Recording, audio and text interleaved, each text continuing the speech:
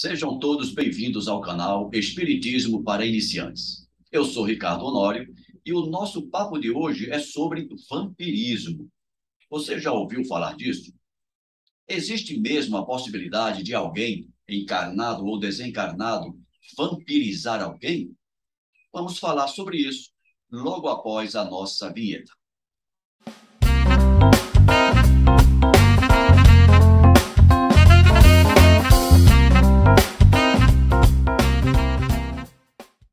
É provável que, quando falamos de vampirismo, venha à sua cabeça as imagens de seres mitológicos e folclóricos. A indústria cinematográfica ajudou a divulgar a imagem de homens morcegos sugando a jugular de alguém em busca de sangue.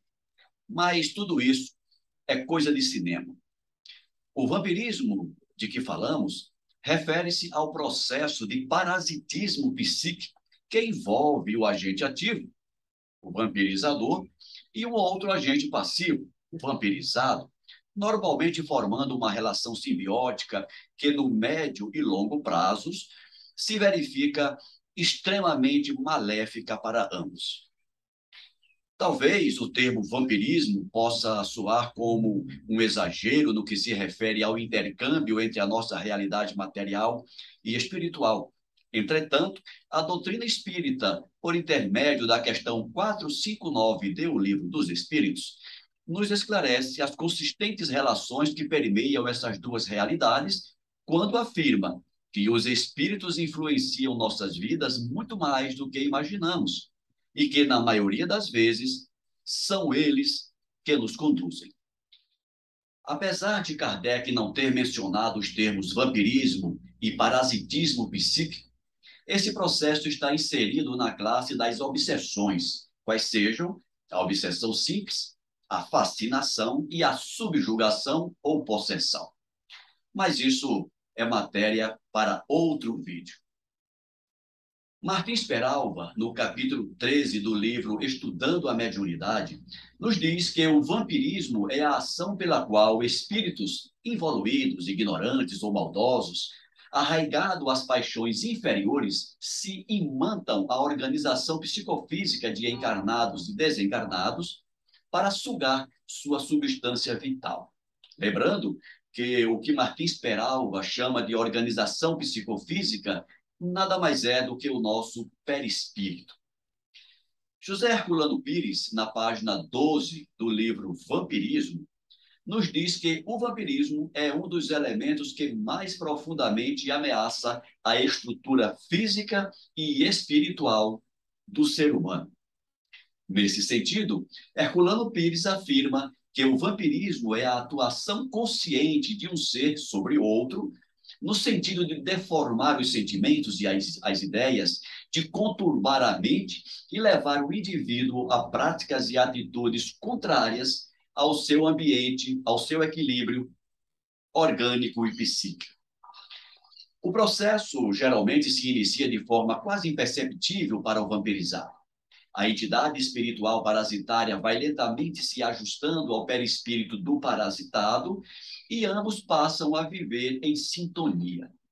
No início, a relação parece ser do tipo ganha-ganha, onde ambos se beneficiam, mas com o passar do tempo, os prejuízos chegam para todos os envolvidos. Por isso, precisamos ficar atentos às nossas mudanças de humor, de pensamento e de sentimentos.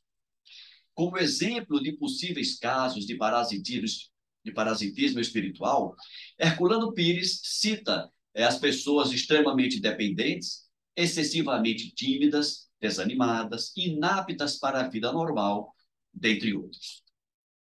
Na página 23 do livro A Vida Sempre Ensina, na segunda edição, citamos que a influência de espíritos inferiores pode ser percebida no campo da sexualidade desregrada, no uso de drogas lícitas e ilícitas, podendo levar essas pessoas ao descalabro do vício em suas mais variadas formas.